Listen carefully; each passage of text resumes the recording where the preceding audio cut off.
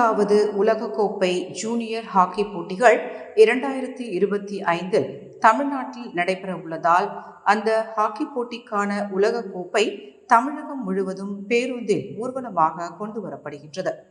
ராணிப்பேட்டை மாவட்டம் GK உலகப்பள்ளியில் உலக கோப்பையினை அறிமுகப்படுத்துவதற்காக கைத்தறி மற்றும் துணிநூல்துறை அமைச்சர் காந்தி சிறப்பு அழைப்பாளராக பங்கேற்று பள்ளி மற்றும் கல்லூரி மாணவியர்களின் கலை நிகழ்ச்சியுடன் இந்த உலக கோப்பையினை அறிமுகப்படுத்தினார்.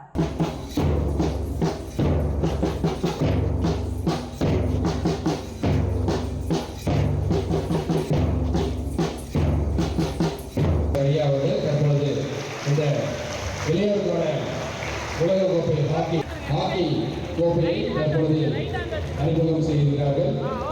அனைவரும் ஒரு பலத்த கரகோஷங்களுக்கு அதை வரவேற்போம். இந்த நிகழ்ச்சிக்கு ராணிப்பேட்டை மாவட்ட ஆட்சித்தலைவர் சந்திரகலா தலைமை தாங்கினார். நிகழ்ச்சிக்கு முன்னதாக 14வது உலகக்கோப்பை ஜூனியர் ஹாக்கி போட்டிகளுக்கான கோப்பையை ராணிப்பேட்டை முத்துக்கடை பகுதியிலிருந்து மாணவ மாணவிகளின் அணிவகுப்போடு GK உலக பள்ளிக்கு எடுத்து வரப்பட்டது.